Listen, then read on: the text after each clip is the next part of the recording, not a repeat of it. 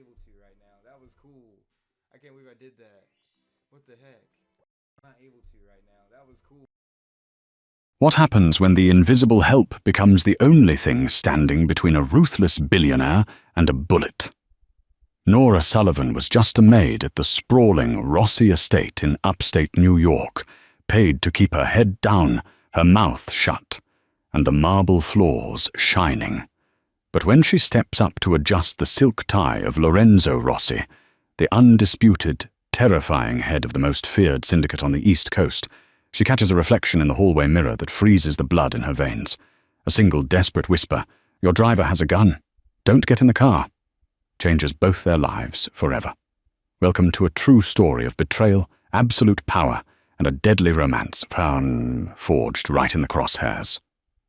The Rossi estate sat on 30 secluded acres in Oyster Bay, Long Island, a fortress of limestone, wrought iron, and secrets. To the outside world, Lorenzo Rossi was a venture capitalist, a patron of the arts, and a man whose wealth was as vast as it was untraceable. To those inside the high stone walls, he was the judge, jury, and executioner of a sprawling underworld empire. Nora Sullivan knew exactly who she worked for. At 24, she hadn't taken a job scrubbing imported Italian marble and dusting rare antiquities because she had a passion for housekeeping. She took the job because the Rossi family paid triple the going rate, offered full medical benefits with zero deductible, and asked absolutely no questions. For Nora, whose younger sister was battling a rare and aggressive autoimmune disease, requiring weekly, exorbitant treatments, the Rossi estate was a lifeline. All it required in exchange was her complete and utter invisibility. For 2 years, Nora had perfected the art of being a ghost. She learned the rhythms of the house like a complex symphony. She knew to avoid the West Wing entirely on Tuesday nights, when heavy black SUVs rolled up the graveled driveway. She knew never to look the men in expensive suits in the eye, and she knew that the muffled thuds echoing from the soundproofed basement were none of her concern. A good maid in the Rossi household had no eyes, no ears, and certainly no voice. Lorenzo Rossi himself was a phantom to most of the staff. He was a man composed of sharp angles, tailored Tom Ford suits, and a cold, predatory grace that made the air in any room he entered feel suffocatingly thin. He was 34, having violently taken the reins of the family business 5 years prior after his father's sudden and highly suspicious heart attack. Lorenzo had purged the ranks, solidified his power, and ruled with an icy pragmatism that terrified his enemies and kept his allies entirely dependent on his goodwill. Nora's interactions with him were limited to the periphery of his existence. She emptied his heavy crystal ashtrays, straightened the cashmere throws in his massive leather-bound study, and ensured his espresso cups were perfectly polished. She watched him from the shadows, observing the heavy burden of his crown. She noticed the slight grimace he wore when dealing with his boisterous underboss, Carmine. She noticed how he rubbed his temples when reviewing shipping manifests late into the night. She saw the human cracks in the marble facade, but she kept those observations locked tightly away. Survival depended on it. The morning of November 12th began like any other, but the air inside the estate felt unusually charged. A brutal nor'easter was battering the coast, lashing rain against the towering floor-to-ceiling windows of the mansion. Inside, the climate control kept the temperature at a perfect, unchanging 70 degrees, but a different kind of storm was brewing. Whispers had been circulating in the servants' quarters for weeks. There was friction with the Chicago outfits. A shipment of high-grade pharmaceuticals had been intercepted at the port of Newark, and millions were lost. Lorenzo had been in a foul mood, his usually silent, brooding demeanor replaced by snapping orders and an increased security presence. The usual detail of 4 armed guards patrolling the grounds had been doubled. At 7 a.m., the head housekeeper, a stern woman named Mrs. Gable, intercepted Nora in the grand foyer. Mrs. Gable was pale, her usually impeccable bun slightly askew. "Nora," Mrs. Gable said, her voice tight. "Thomas called out. Food poisoning, he claims. Mr. Rossi is expecting his morning espresso in the master suite, and he needs assistance with his cufflinks. His right shoulder is acting up again from that hunting accident last year." Nora's stomach plummeted. Thomas was Lorenzo's personal valet. No one else was allowed in the master suite while Lorenzo was dressing. "Mrs. Gable, surely one of the security men." "The security men are busy," Mrs. Gable interrupted sharply, "and Mr. Rossi explicitly asked for someone quiet. Take the silver tray. Do not speak unless spoken to. Do your job and get out." Trembling internally but keeping her face a mask of placid obedience, Nora took the heavy silver tray bearing a single porcelain cup of pitch-black espresso. She walked up the sweeping grand staircase, the thick Persian runners absorbing the sound of her practical, rubber-soled shoes. She approached the double mahogany doors of the master suite. Her heart hammered against her ribs like a trapped bird. She knocked twice, softly. "Enter," a deep, gravelly voice commanded from within. Nora pushed the door open. The master suite was a cavern of dark wood, charcoal fabrics, and masculine luxury.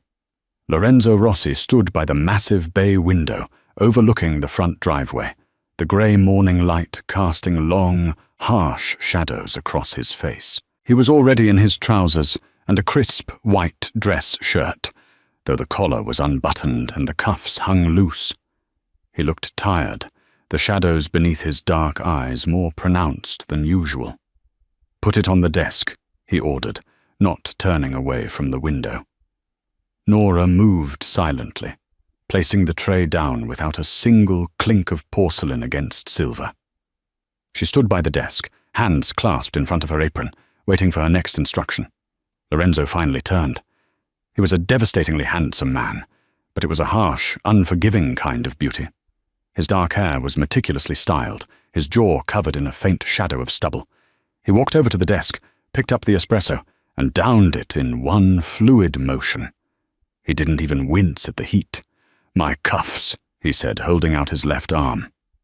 On the desk sat a pair of heavy platinum cufflinks etched with the Rossi family crest. Nora stepped forward. Her hands, usually so steady when handling delicate crystal, betrayed a slight tremor. She took the first cufflink and carefully guided it through the stiff cotton buttonholes. She was acutely aware of his proximity. He smelled of bergamot, expensive tobacco, and rain. She could feel the heat radiating off his skin. He stood perfectly still, looking down at her, his expression unreadable. "You're the girl who cleans the library," he stated. It wasn't a question. Nora swallowed hard, keeping her eyes fixed on his cuff. "Yes, sir." "You reorganized the Dante section. Put the translations in chronological order." She froze.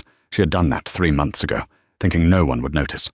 "I apologize, sir. I can put them back." "Leave them," he murmured. "It makes more sense your way." Nora finished the left cuff and moved to his right. He was observant. Too observant. It made him dangerous. She secured the second cufflink, stepping back immediately to re-establish the physical distance between them. "The tie is on the bed," he said, gesturing with his chin. "Grey silk. Bring it here." Nora retrieved the tie from the pristine, unmade, king-sized bed. As she walked back to Lorenzo, she had to navigate around an antique, silver-gilded cheval mirror angled near the bay window. It was a massive piece, designed to give a full-length view of whoever stood before it, but its current angle provided a perfect, wide reflection of the world outside the rain-streaked window, specifically the circular driveway below. "I can tie a Windsor knot, sir, but you will have to lower your collar," Nora said softly, holding the expensive strip of silk. Lorenzo complied, popping the collar of his shirt. He was taller than her by nearly a foot, so she had to reach up. She draped the silk around his neck, focusing intensely on the fabric, desperate to avoid making eye contact. As she crossed the wide end over the narrow end, bringing it up through the loop, her peripheral vision snagged on something moving in the surface of the silver mirror. She paused for a microsecond, pulling the knot a fraction too tight. "Careful," Lorenzo warned. his voice a low rumble in his chest. "Apologies, sir," Nora breathed, but her eyes involuntarily flicked back to the mirror. Reflected in the antique glass was the driveway, and parked perfectly by the front portico was Lorenzo's armored Maybach. Standing beside the rear passenger door was Felix. Felix had been the Rossi family's head driver for 6 years. He was a stoic, heavy-set man who moved with absolute precision. He was trusted implicitly, practically a fixture of the estate. But Felix wasn't standing at attention. Nora watched, her hands slowing as they adjusted the dimple in the silk tie. In the reflection, she saw Felix glance nervously up at the master suite windows. Believing he was unobserved through the heavy rain and tinted glass, he opened his oversized black raincoat. He wasn't reaching for an umbrella. Nora's breath hitched in her throat. She saw the distinct, matte black grip of a firearm. It wasn't the standard-issue Smith & Wesson the security detail carried in their shoulder holsters. It was a Glock 19, and screwed onto the barrel was a long, cylindrical suppressor, a silencer. Why would the driver need a silenced weapon? Her mind raced, piecing together the anomalies. The intercepted shipment, the tension in the house, the doubled security that seemed to be patrolling the perimeter, leaving the front door relatively unguarded. Thomas, the valet, suddenly getting food poisoning, forcing a delay in Lorenzo's morning departure. They were isolating him. It was a hit, an inside job. Felix slid the suppressed weapon out of his coat and wedged it carefully between the driver's seat and the center console of the Maybach, right where he could grab it the moment Lorenzo stepped into the back of the car. He then patted his coat down, wiped the rain from his face, and stood back at attention, waiting for his boss. Nora's hands were shaking violently now. She had finished the tie, but she stood frozen, her fingers lingering against Lorenzo's chest. She was just a maid. If she spoke up, she was stepping into the middle of a Mafia war. She would lose her anonymity, her safety, and likely her life. The rule was clear: see nothing, hear nothing, say nothing. If she let Lorenzo walk out that door, he would be dead in 3 minutes. A new boss would take over. The house would keep running. Her sister would keep getting her treatments, as long as Nora kept her head down. Lorenzo looked down at her, his dark eyes narrowing at her sudden paralysis. He felt the tremor in her hands through the thin cotton of his shirt. "Are you finished?" he asked, his tone dropping an octave, a hint of dangerous impatience lacing his words. Nora looked up. She met his gaze directly for the first time. His eyes were a startling, piercing amber. They were cold, calculating, but beneath the surface there was a sharp, undeniable intellect. He wasn't just a monster. He was a man about to walk into an execution. She thought of her sister. She thought of the ruthless men who would tear this house apart, fighting for Lorenzo's empty throne if he died. The blood that would stain the marble she scrubbed every day. Nora made her choice. She didn't pull her hands away. Instead, she flattened her palms against his chest, feeling the steady, rhythmic thud of his heart. She leaned in, closing the distance between them until her lips were mere inches from his collarbone. "Your driver has a gun," Nora whispered, the words trembling but distinct. "It has a silencer. It's wedged next to the center console. Don't get in the car." For one agonizing second, Lorenzo didn't move. He didn't flinch. He didn't gasp. The only sign that he had heard her was a sudden, imperceptible tightening of his jaw and a complete cessation of his breathing. Then, faster than Nora could track, his hand shot up. His large, calloused fingers wrapped around her throat. He didn't squeeze hard enough to cut off her air, but the grip was absolute, pinning her in place. He slammed her back against the heavy mahogany wardrobe, the thud echoing in the large room. Nora gasped, terror finally flooding her system. She had made a mistake. He thought she was part of it. Lorenzo pressed his face close to hers, his amber eyes burning with a sudden, violent intensity. "What did you say to me?" he hissed, his voice practically vibrating with menace. "For Felix," Nora choked out, tears of panic pricking her eye. "In the mirror, I saw him in the mirror." He hid a suppressed Glock in the front seat. He kept looking up at your window. Thomas isn't sick, Mr. Rossi. They kept you up here on purpose. Lorenzo stared into her eyes, searching for deceit. He was a human lie detector, having survived this long by reading the micro-expressions of killers and thieves. He saw the stark, unadulterated terror in her face. He saw the truth. Slowly, deliberately, Lorenzo released her throat. Nora slumped against the wardrobe, rubbing her neck and gasping for air. Lorenzo didn't look out the window. If he was being watched, looking out would signal that he knew. Instead, he smoothly adjusted his cuffs, perfectly mimicking his usual morning routine. He walked over to the nightstand, opening the top drawer. He pulled out a sleek, compact Sig Sauer P365, checked the chamber with a practiced flick of his wrist, and slid it into the waistband of his trousers at the small of his back, concealing it perfectly beneath his tailored suit jacket. He turned back to Nora. The terrifying Mafia boss had vanished, replaced by a chillingly calm tactical commander. "What is your name?" he asked quietly. "Nora. Nora Sullivan." "Listen to me very carefully, Nora Sullivan," Lorenzo said, striding toward the door. "You are going to walk out of this room. You will go down to the kitchen, and you will begin polishing the silver. You will not look out the windows. You will not speak to anyone. If you hear loud noises, you will drop to the floor and cover your head. Do you understand?" Nora nodded numbly. "If I survive the next 10 minutes, Lorenzo added, pausing with his hand on the brass doorknob, "I will send for you. If I don't, you need to run, because whoever set this up won't leave loose ends." Nora practically floated down the grand staircase, her body operating on pure adrenaline and muscle memory. The silver tray rattled slightly in her grip, the only betrayal of the sheer panic threatening to consume her. She reached the kitchen, an expansive, industrial-grade space gleaming with stainless steel and white subway tile. The chef was busy chopping vegetables. 2 other maids were quietly chatting by the commercial dishwashers. It was terrifyingly mundane. Nora walked to the polishing station, picked up a tarnished silver teapot, and applied a glob of thick grey paste to a rag. She began to rub the metal in small, tight circles.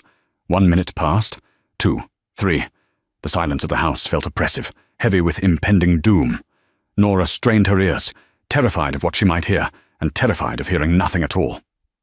Out in the driveway, Lorenzo Rossi stepped through the massive front doors of his estate. The rain was coming down in sheets, instantly plastering his dark hair to his forehead. He held an umbrella, keeping it angled low, partially obscuring his face but allowing him clear peripheral vision. Felix immediately snapped to attention, pulling open the heavy rear door of the Maybach. "Good morning, boss. Awful weather today." Lorenzo paused on the top step. He studied Felix. He had bought Felix's mother a house in Boca Raton. He had paid for Felix's daughter's college tuition. Loyalty in this world was an illusion, bought and rented, never truly owned. "Morning, Felix," Lorenzo said, his voice even and relaxed. He walked down the stone steps. "Change of plans. I'm driving myself today." Felix flinched. It was a microscopic movement, a slight widening of the eyes, a tightening of the grip on the door handle. It was all the confirmation Lorenzo needed. "Sir?" Felix said, stepping subtly to block the gap between the open rear door and the driver's door. "The roads are slick. The commission meeting is in the city. The traffic will be—" "I said," Lorenzo repeated, closing the distance until he was inches from his driver. "I am driving myself. Give me the keys." Felix hesitated. His right hand twitched, moving a fraction of an inch toward his open raincoat, before he remembered he had stashed the weapon inside the car. He had trapped himself. If he reached into the car to grab the gun now, Lorenzo would see him. If he didn't, he failed the contract, and the people who hired him were far less forgiving than Rossi. In that split second of hesitation, Felix made a desperate choice. He lunged towards the driver's side door, diving for the gap to reach the suppressed Glock. He never made it. Lorenzo dropped the umbrella. His right hand snapped to the small of his back, drawing the Sig Sauer with blinding speed. He didn't aim. He simply fired from the hip.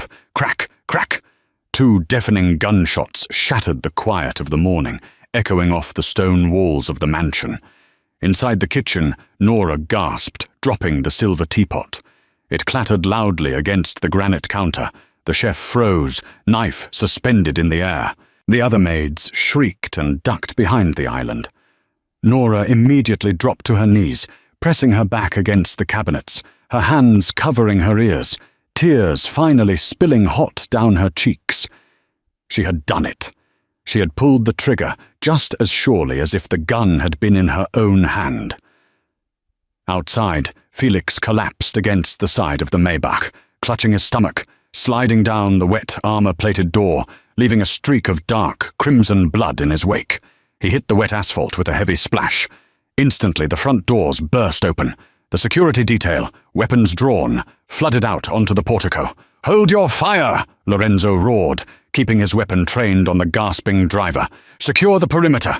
Nobody goes in or out of the gates." 2 guards rushed forward, kicking Felix's legs apart and checking him for secondary weapons. A 3rd guard reached into the front seat of the Maybach and pulled out the suppressed Glock 19. He held it up, his face pale as he looked at Lorenzo.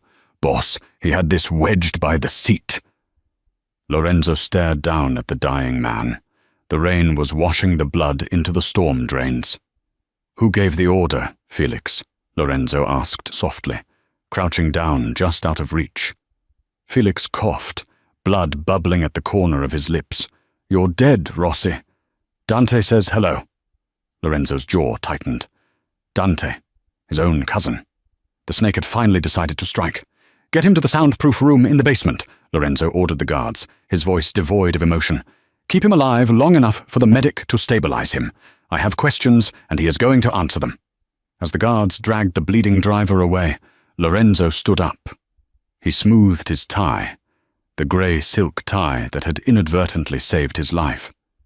He looked back up at the imposing facade of his home.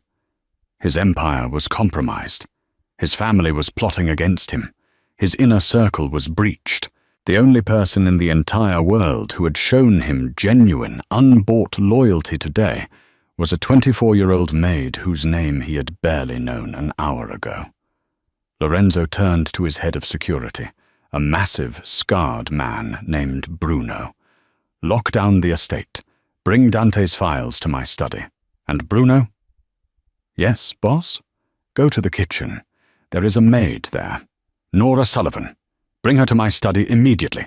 Treat her with absolute respect." Down in the kitchen, the chaos had subdued into a terrified silence.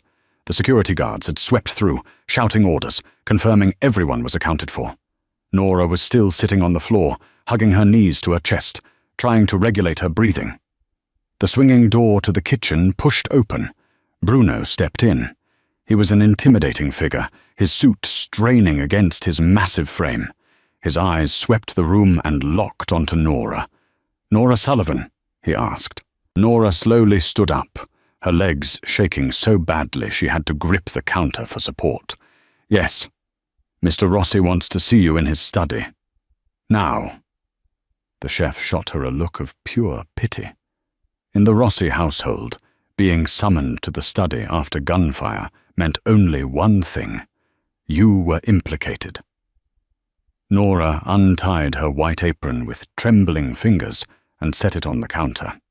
She wiped her hands on her skirt, took a deep breath, and followed Bruno out of the kitchen. She walked down the long, opulent hallways, the silence now feeling more like a tomb than a sanctuary. They reached the heavy double doors of the study. Bruno didn't knock. He simply opened the door and gestured for her to enter. Nora stepped inside. The study smelled of old paper, leather, and gunpowder. Lorenzo was standing behind his massive oak desk. He had discarded his wetsuit jacket, and the shoulder holster was now visible, strapped across his crisp white shirt. He was pouring 2 glasses of amber liquid from a crystal decanter. As the door clicked shut behind her, sealing them in, Lorenzo looked up. The cold, terrifying Mafia boss was back, but there was something new in his amber eyes as he looked at her. A profound, intense curiosity. "Sit down, Nora," Lorenzo commanded, sliding one of the heavy crystal tumblers across the desk toward an empty leather chair. "You and I need to have a very long conversation about your future."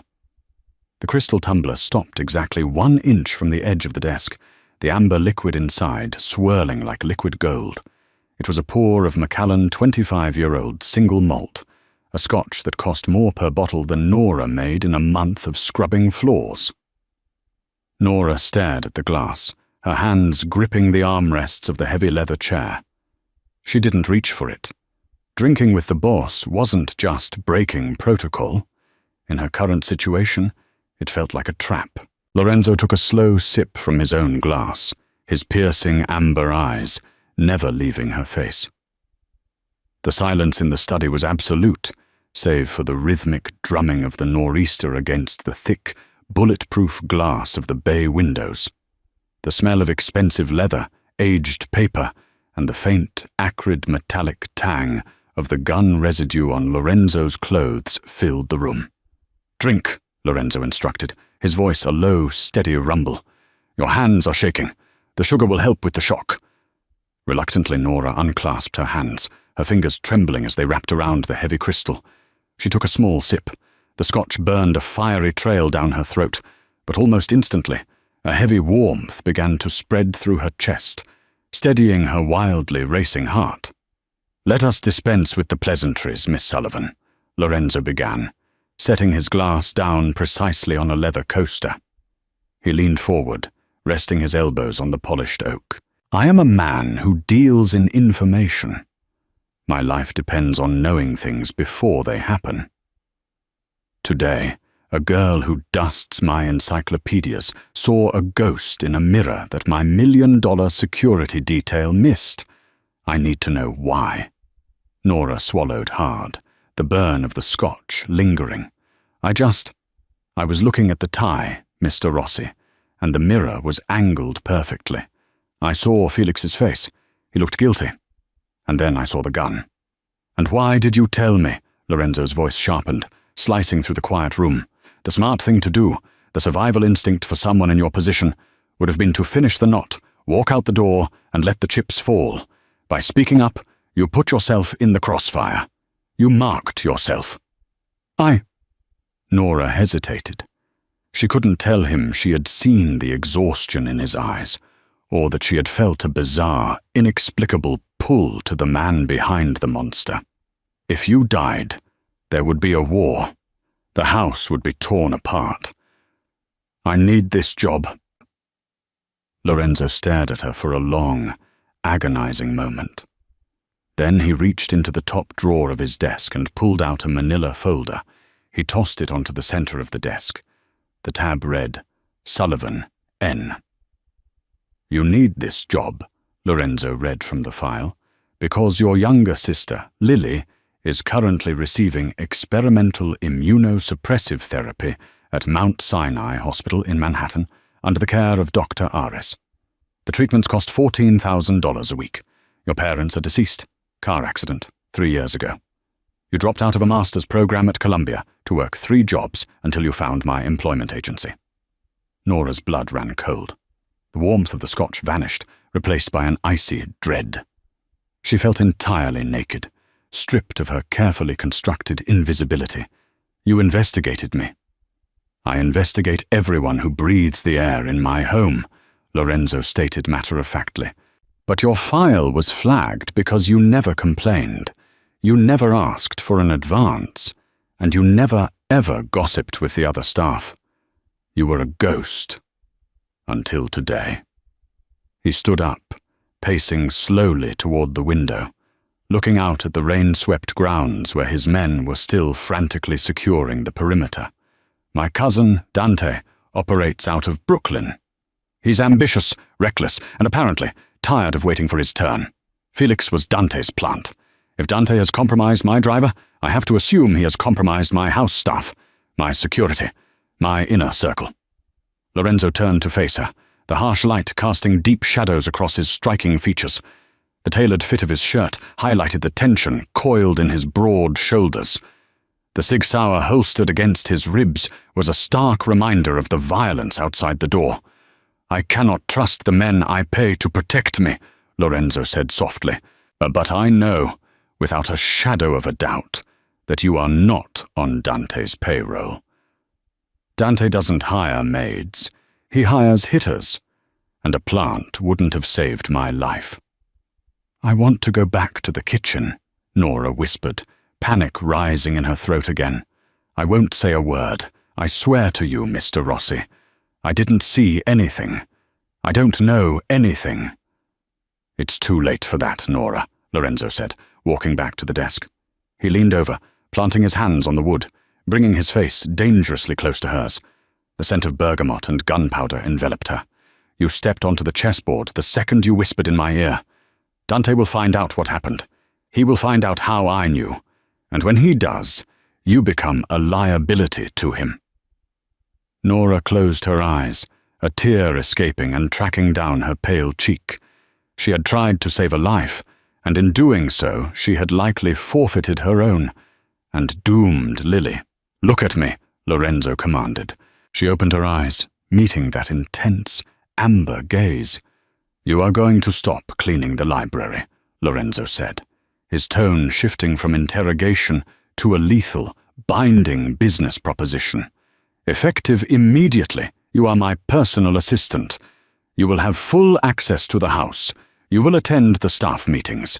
You will serve the drinks when I have the capos over for poker. You will be my eyes and my ears. Nora shook her head frantically. I don't know how to spy. They'll know. I'll get killed. You will play the part of a terrified girl who was promoted to keep her quiet. They will underestimate you because you are a woman and a servant. That is your armor. Lorenzo reached out, his thumb gently but firmly wiping the tear from her cheek. The touch was shocking. Rough calluses against her soft skin, sending a jolt of electricity straight to her core. And in exchange, Lorenzo continued, his voice dropping to a hypnotic register, I will move Lily to the private VIP wing at Mount Sinai today. I will cover every medical bill, every experimental drug, and every specialist from now until she is cured. Furthermore, you will fall under my personal protection. No one touches you. No one looks at you sideways. If Dante so much as breathes in your direction, I will burn Brooklyn to the ground. It was a devil's bargain. She was trading the illusion of safety for the very real, terrifying protection of a Mafia don, but he was offering Lily life. Do we have a deal, Nora? He asked. Nora looked at the gun strapped to his side, then up to the calculating, ruthless, yet strangely protective eyes of Lorenzo Rossi. Yes, she breathed. We have a deal. Within 48 hours, Nora's entire existence had shifted on its axis. True to his word, Lorenzo had moved with terrifying efficiency. Lily was transported via private ambulance to a penthouse suite at Mount Sinai, surrounded by private security that Lorenzo insisted was just hospital protocol. Nora's bank account showed a sudden, staggering deposit that made her dizzy, but the cost was immediate. She was moved out of the cramped servants' quarters and into a guest suite on the second floor, just down the hall from Lorenzo's master bedroom. Her plain grey maid's uniform was replaced by a wardrobe of tailored, understated designer clothing. Silk blouses by Vince, wool trousers by Theory. She looked professional, expensive, and completely out of place. The staff treated her with a toxic mixture of envy and fear. Mrs. Gable, the head housekeeper, wouldn't even meet her eyes. To the underworld, she was the maid who got lucky. The girl the boss was keeping close because she had seen too much. To Nora, she was a canary in a coal mine. 3 days after the shooting, the atmosphere in the Oyster Bay estate was wound tighter than a piano wire. Dante Rossi was coming to dinner, under the guise of family solidarity following the unfortunate attempted carjacking. Dante had requested a sit-down. Refusing him would show weakness, an admission that Lorenzo was rattled. Accepting meant letting the man who had just tried to put a bullet in his head sit at his dining table. He's bringing his underboss, a man named Russo, Lorenzo told Nora late that afternoon. They were in the study. Lorenzo was reviewing security footage, his jacket off, his sleeves rolled up, revealing a map of intricate dark ink wrapping around his left forearm. Russo is a butcher. He doesn't think. He just follows Dante's leash. I want you in the dining room tonight. Pour the wine. Clear the plates. Watch their hands. Watch where their eyes go." "What am I looking for?" Nora asked, trying to ignore the way her pulse jumped when he looked at her. The dynamic between them had morphed into something dangerously intimate. They spent hours together in the study, plotting, analyzing. She was seeing the brilliant, tactical mind of a man who ruled an empire, and he was seeing a woman whose sharp intellect matched his own. "Signs of a secondary breach," Lorenzo replied, his eyes dark. "Felix didn't act alone. He needed someone inside the house to confirm my schedule. Dante will look at whoever is still on his payroll. A glance, a nod. Find out who it is." At 8 p.m., a convoy of 3 blacked-out Mercedes Maybach S680S rolled up the sweeping driveway. The rain had cleared, leaving a biting, frosty November chill in the air. Nora stood in the corner of the grand formal dining room, a white linen napkin draped over her forearm, a bottle of Opus One resting on a silver coaster nearby. The room was illuminated by a massive baccarat crystal chandelier, casting fractured light over the long mahogany table set with fine china. The heavy double doors swung open. Lorenzo walked in first, radiating a lethal, calm authority in a charcoal bespoke suit. Beside him walked Dante Rossi. If Lorenzo was cold marble, Dante was a live wire. He was slightly shorter, with slicked-back dark hair, a flashy diamond Patek Philippe watch gleaming on his wrist, and a smile that never quite reached his cold, dead eyes. Trailing behind them was Russo, a massive, slab-faced man whose suit looked like it was tailored to hide an arsenal. "Cousin!" Dante boomed, his voice echoing in the large room. He clapped Lorenzo on the shoulder. "It breaks my heart what happened. This city is going to hell. A man can't even walk to his own car anymore." "It's a tragedy," Lorenzo agreed smoothly, pulling out a chair at the head of the table. "Though I suppose the real tragedy was Felix's aim." Dante let out a sharp, forced laugh, taking a seat to Lorenzo's right. "Well, you always did have the devil's own luck, Enzo." Nora moved forward, seamlessly, pouring the red wine. As she leaned in to fill Dante's glass, she caught the overwhelming scent of strong cologne and stale cigarette smoke. "And who is this?" Dante asked, his eyes raking over Nora with blatant, oily disrespect. He reached out, his fingers brushing against her wrist as she pulled the bottle away. "You're upgrading the help, Lorenzo. She's a little too pretty to be dusting the baseboards." Lorenzo's hand flatly covered his wine glass, stopping Nora from pouring. His amber eyes locked onto Dante, with a look so violently cold the temperature in the room seemed to drop. "Her name is Nora," Lorenzo said, his voice a deadly, quiet whisper. "She is my assistant, and if you touch her again, Dante, you will leave this house with one less hand to eat with." Silence crashed down on the room. Russo shifted his massive weight, his hand dropping subtly beneath the table. In the corner, Bruno, Lorenzo's head of security, stepped forward half a pace, his hand resting on the lapel of his jacket. Dante slowly raised his hands in a mocking surrender, a tight, furious smile playing on his lips. "Touchy, touchy. Just making conversation, cousin. No disrespect intended to the assistant." Nora stepped back, her heart hammering against her ribs so hard she thought they might shatter. Lorenzo had just drawn a line in the sand over her, in front of the most dangerous men in New York. The dinner proceeded in a tense, suffocating atmosphere.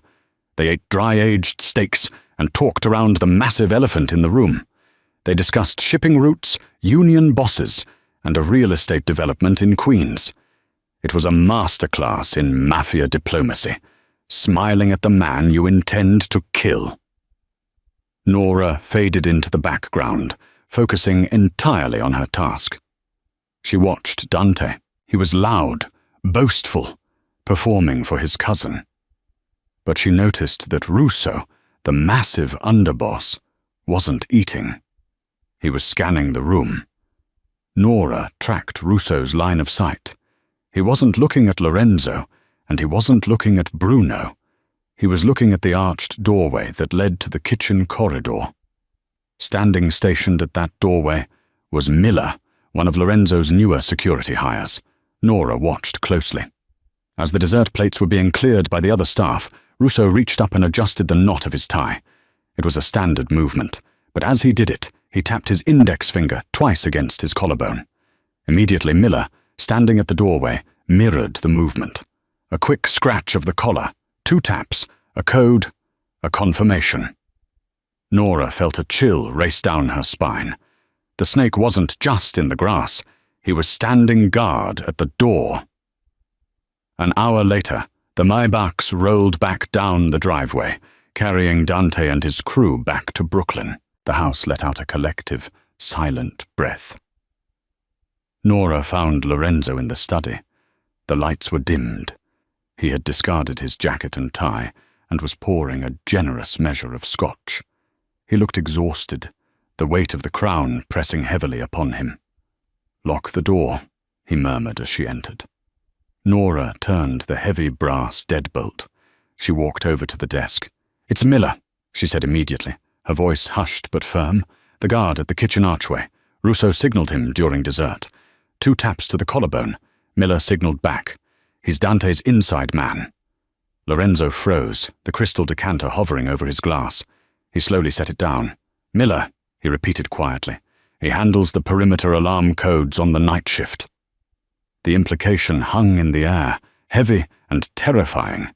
If Miller disabled the alarms tonight, Dante's hitters could walk right through the front door.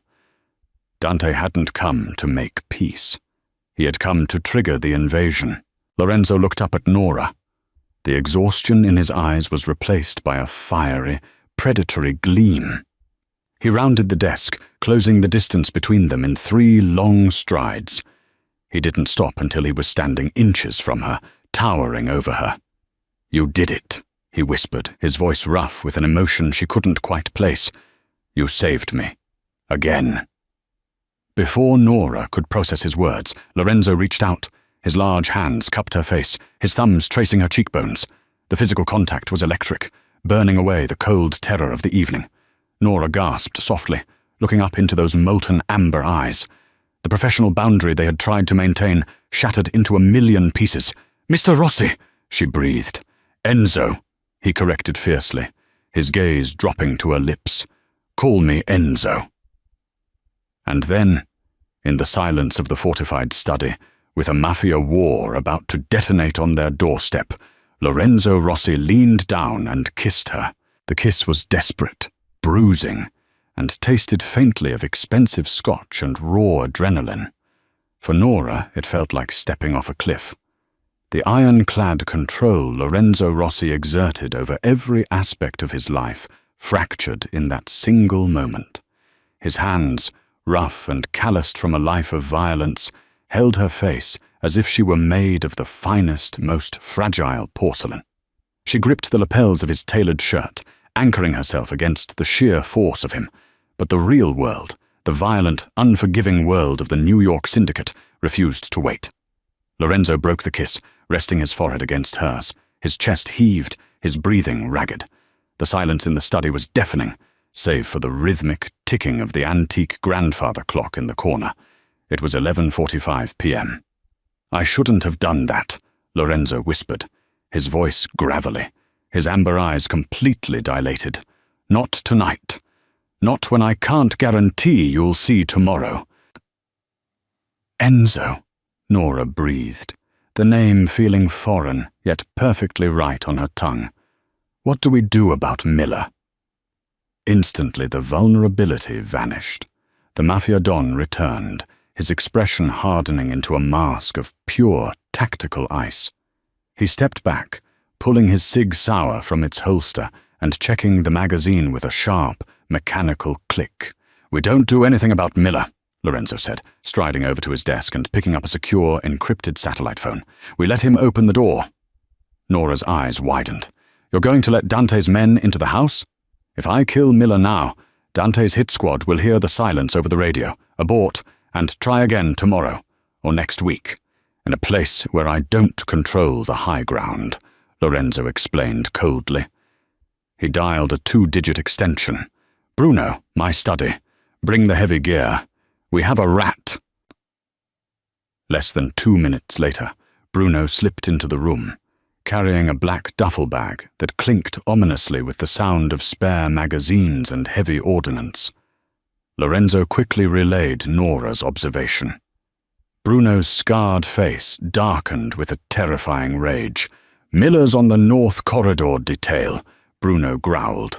"He controls the secondary ADT security grid for the kitchen and the servants' entrance.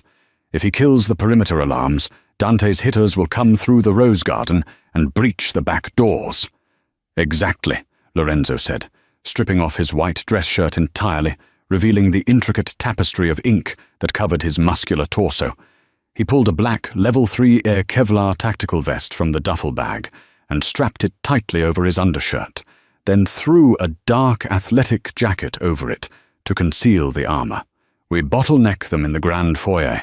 It's an open kill box with 0 cover. You and the loyal men take the mezzanine. I'll take the main staircase. We wait until they are entirely inside." Bruno nodded, racking the slide of a matte black Benelli M4 tactical shotgun. "And the girl, boss?" Lorenzo turned to Nora. The coldness in his eyes softened for a fraction of a second. "You are going into the vault." "No," Nora protested instinctively. "I can help. I can watch the monitors." "Absolutely not," Lorenzo cut her off, his tone leaving 0 room for negotiation. He crossed the room, grabbing her roughly by the shoulders. "Listen to me, Nora. The men coming through that door are not street thugs. They are professional cartel hitters from Brooklyn. They carry suppressed Heckler and Coke MP5S, and they shoot to kill. If Dante knows you warned me about Felix, you are a primary target. You go into the vault, you lock the biometric seal, and you do not open it for anyone but me. Do you understand?"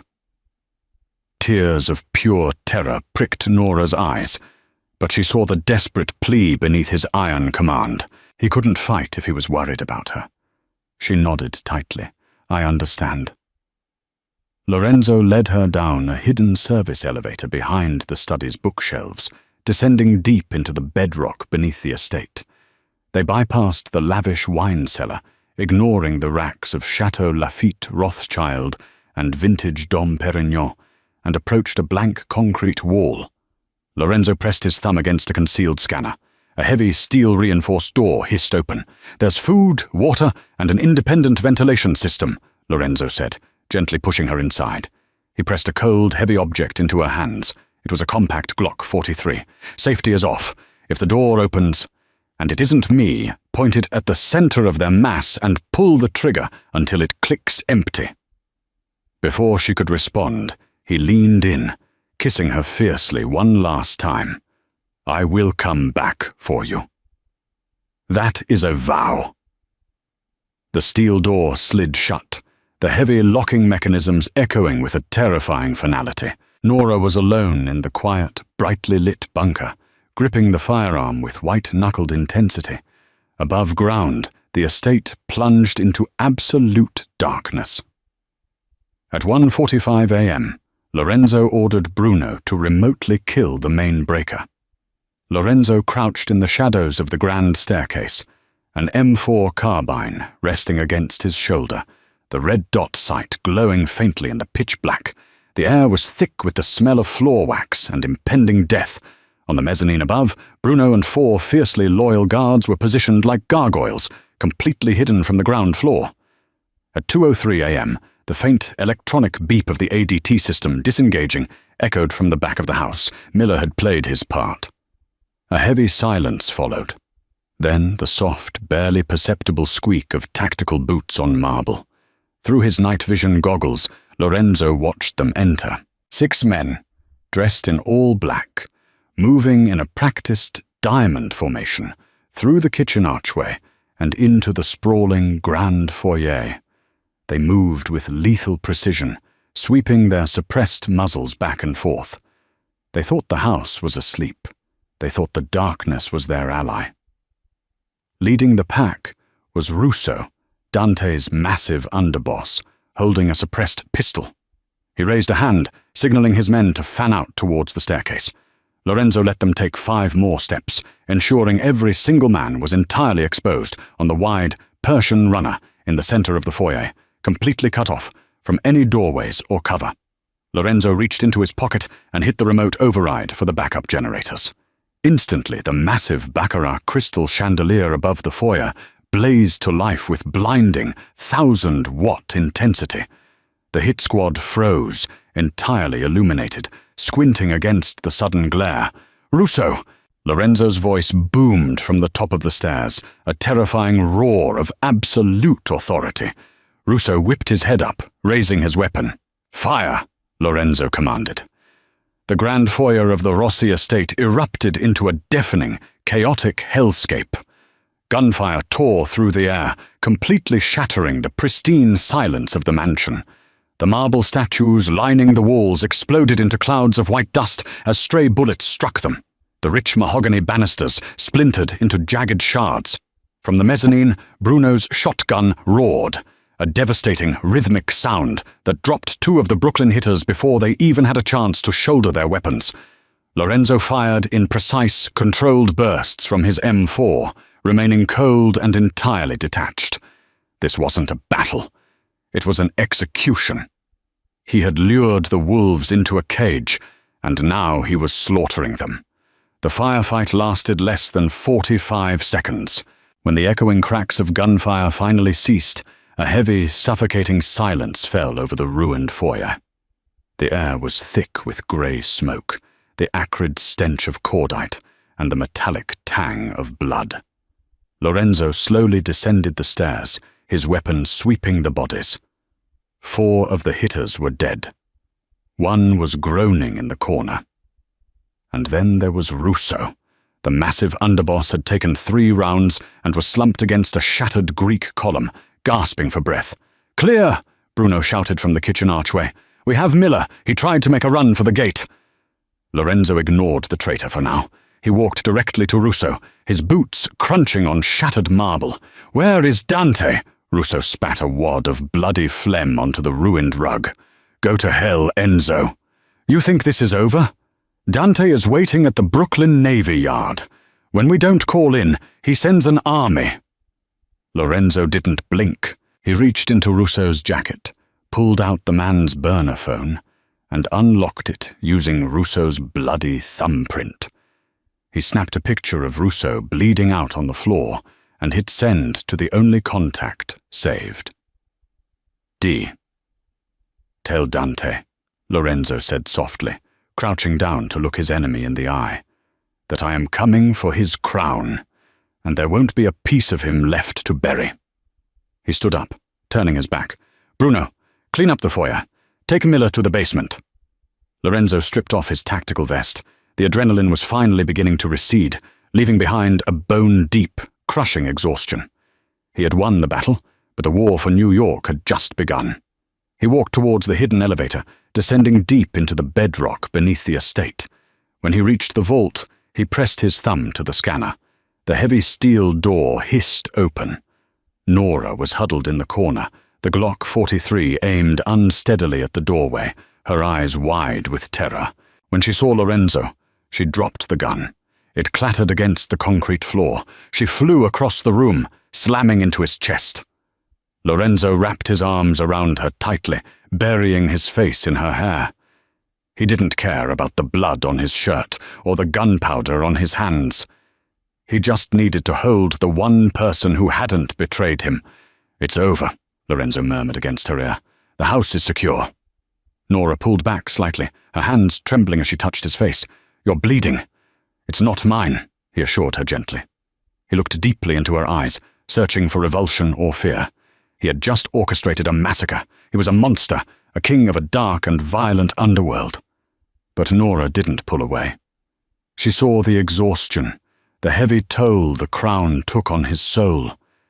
She had stepped out of the light and into his shadows, and she realized, with a terrifying clarity, that she didn't want to leave.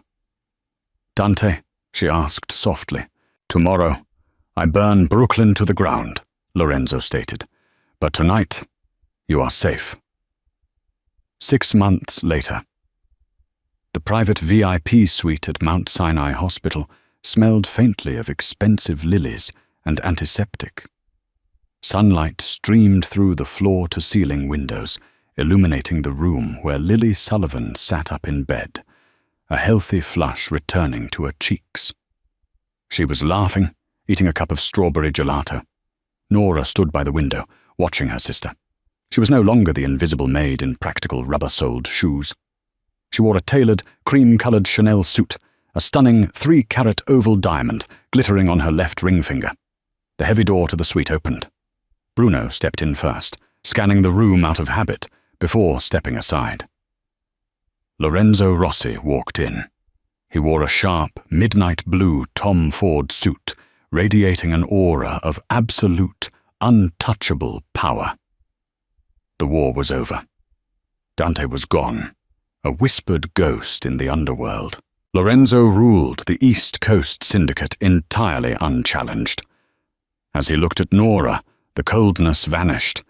He walked over to her, wrapping an awl around her waist, pulling her flush against his side. He kissed the top of her head. Dr. Aris says her blood work is perfect, Nora whispered, leaning her head against his shoulder. She's going into remission. Lorenzo smiled, a rare, genuine expression. I told you I would take care of it. Nora looked up at the man who had terrified her, saved her, and ultimately claimed her heart. She had adjusted a Mafia boss's tie to save his life, and in return, he had laid an entire empire at her feet. She wasn't a ghost anymore. She was the queen. What an intense journey. From a terrifying whisper in a high society mansion to a full-blown Mafia war. Nora and Enzo's story proves that sometimes the biggest risks lead to the greatest power. If you loved the suspense, the twists, and the undeniable chemistry in this true-to-life syndicate drama, please do me a huge favor. Hit that like button and share this video with someone who loves a dark, thrilling romance. Don't forget to subscribe to the channel and ring the bell so you never miss our upcoming audio stories. I want to hear from you. What was your favorite twist in the story? Did you expect Miller to be the mole? Let me know down in the comments below, and stay tuned for more gripping tales.